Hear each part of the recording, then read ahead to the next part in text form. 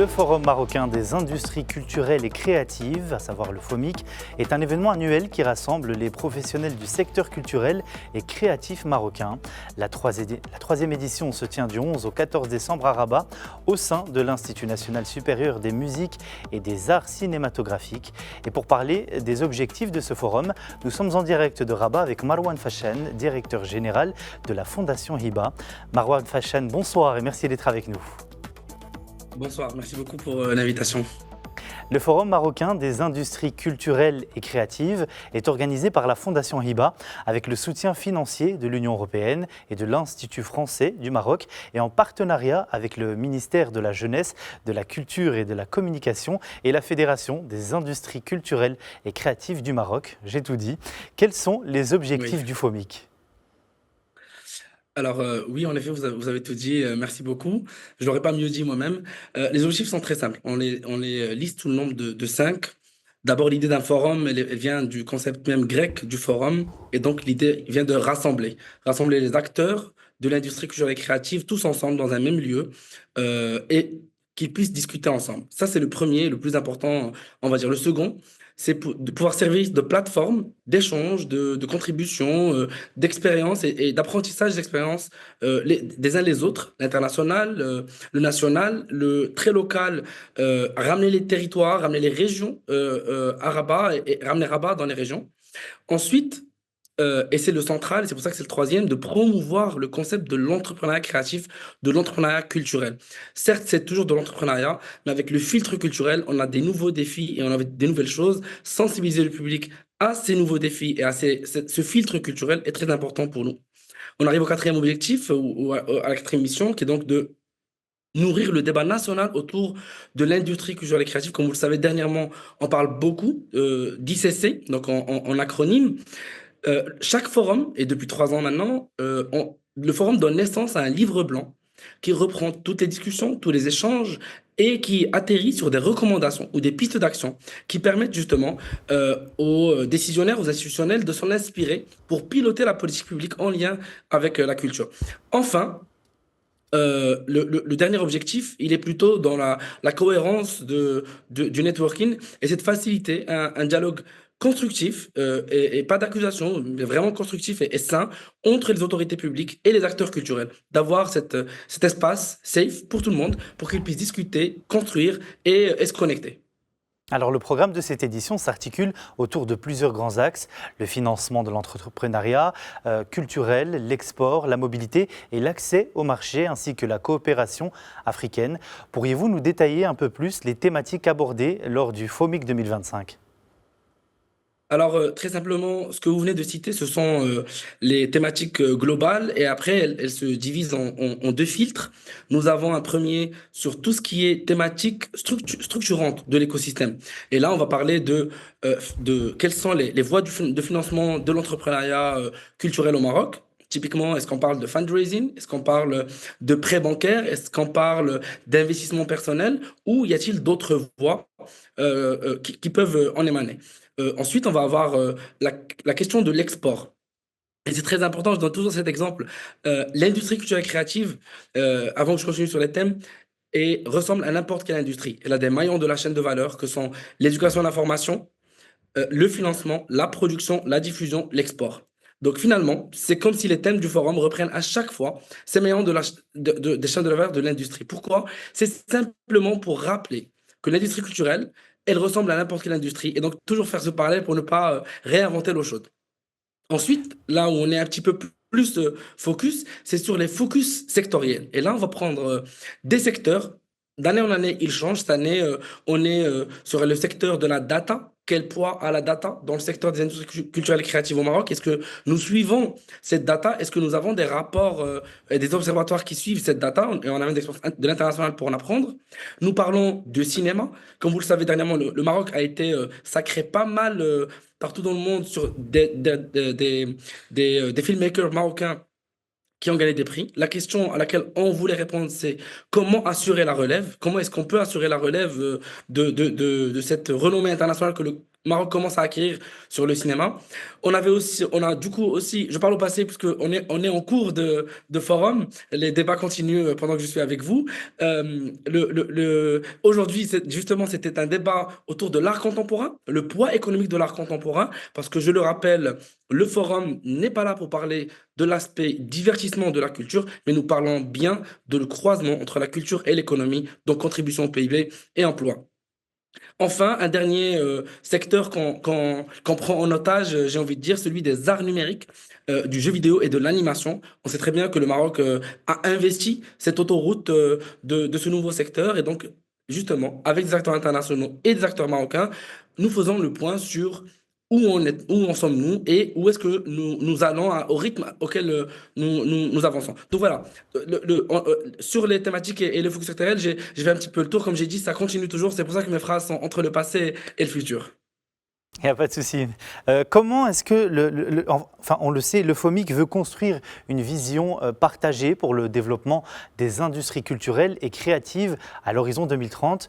Quelles sont selon vous les opportunités de networking et de business offertes par le FOMIC? Alors, c'est très simple.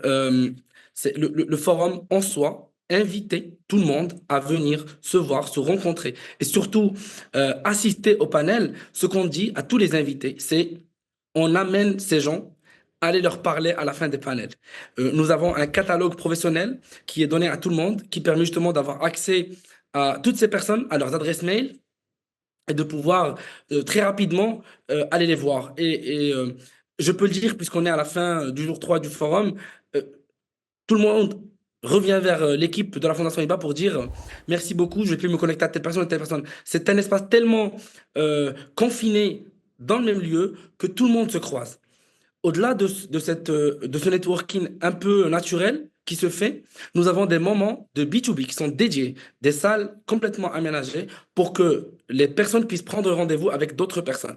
Nous avons des séances aussi en parallèle pour les délégations professionnelles qui sont des agents de haute couture, c'est-à-dire on a vraiment des moments de rencontre avec les acteurs marocains qui sont dédiés aux délégations internationales. Et ça a deux objectifs. D'abord, d'offrir aux délégations internationales un accès au marché et aux institutions marocains, mais aussi de pouvoir faire connaître les institutions, les structures marocaines qui existent aux internationaux. Et sur ce point, j'ouvre une parenthèse, l'organisation du forum au sein même de l'INSMAC, qui est l'Institut national supérieur de musique et d'art chorégraphique, est un symbole. C'est un lieu qui n'a jamais encore été investi par un événement de cette taille. Et l'idée, c'est vraiment d'ouvrir ce lieu nouvellement inauguré à toute la communauté internationale et nationale de l'industrie culturelle et créative. Je ferme la parenthèse. Donc voilà, plusieurs formats, mais le principal, j'ai envie de dire, c'est celui du networking tout à fait naturel. Comme je l'ai dit tout à l'heure, c'est un safe space pour les intervenants. Il n'y a pas d'enjeu, il n'y a pas d'agression dans les mois du financement ou voilà, aidez-moi, discutons, essayons de co-construire ensemble quelque chose. Et c'est ça qui fait du forum un événement assez, assez sympathique dans la mesure où tout le monde y a accès et on peut se parler les uns les autres assez facilement dans les couloirs de l'INSMAC.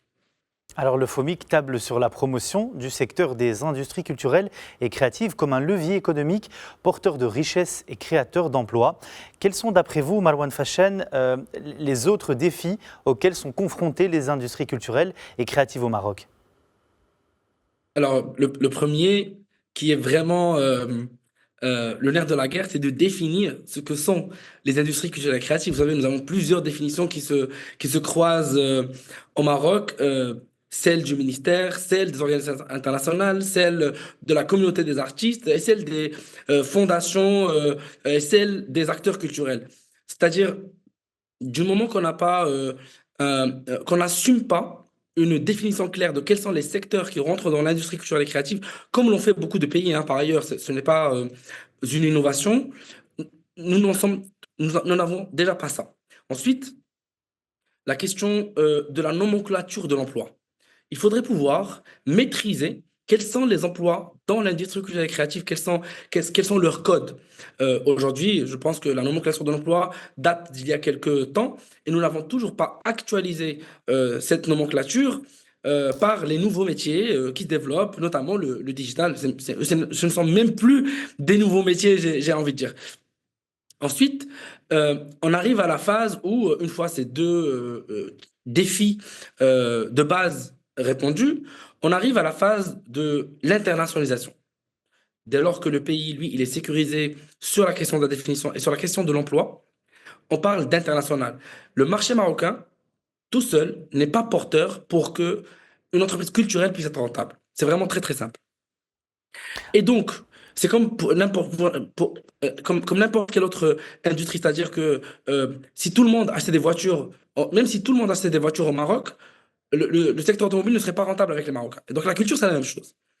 Même si tous les Marocains allaient dans les festivals et consommaient, même si tous les Marocains achetaient des livres, ce ne serait pas rentable pour le secteur du livre. L'export, et c'est là où vraiment c'est très important de parler d'international et d'export, le troisième défi qui pour moi est très très important, c'est celui de l'export. Favoriser l'export de l'industrie culturelle et créative. Nous avons aujourd'hui un programme, Morocco Export Now, au sein de l'Agence marocaine des investissements et des exportations. Il serait pertinent, pour ne pas réinventer l'eau chaude, d'inclure un aspect sur l'export de l'industrie culturelle et créative marocaine. Des délégations internationales, des participations à des salons internationaux. C'est vraiment, encore une fois, je fais les parallèles avec les autres industries parce que c'est vraiment la même chose. Justement, c'est la question suivante. Avant de conclure, Marwan Fashen, Oui. la Fondation Hiba fait un travail remarquable dans la valorisation du secteur des industries culturelles et créatives. Mais quel rôle joue-t-elle dans la promotion de la culture marocaine à l'échelle internationale ? Euh, nous jouons un rôle de mise en avant des artistes marocains. Il faut vraiment voir ça, c'est en faveur des artistes. La Fondation Hiba, elle a d'abord un rôle à jouer au niveau de la communauté des artistes. Nous fonctionnons comme une plateforme de communication. Je vais vous donner un très bon exemple qui va peut-être répondre à cette question et ça sera beaucoup plus que de simples mots théoriques. Au dernier festival Arabesque qui est organisé chaque année à Montpellier, qui est le plus grand festival dédié à la musique arabe en Europe, le Maroc était mis à l'honneur. Le fondateur est d'origine marocaine, Habib Sraoui, et pour les 20 ans du festival, il a mis le Maroc à l'honneur. Et pendant ce festival, puisque le Maroc était à l'honneur, la Fondation Hiba s'est occupée de la curation et de la mobilité des artistes, de plus de 10 artistes marocains, dont notre grande star Najat Zabou, qui était une des têtes d'affiche du festival. Donc, promouvoir les artistes en les programmant dans des festivals, en portant la curation et en favorisant leur mobilité. Et quand je dis mobilité, c'est vraiment la logistique, autant des visas que de l'organisation du voyage. Là, on intervient pour contribuer à ce soft power marocain déjà bien riche au niveau international. Voilà. Sur l'international, on est plutôt sur de la mobilité et de la curation de programmes dans le cadre de manifestations déjà organisées. Merci beaucoup Marwan Fashen d'avoir été avec nous et d'avoir répondu à toutes nos questions. Je rappelle que vous êtes le directeur général de la Fondation Hiba et que vous étiez avec nous en direct depuis Rabat. Merci beaucoup.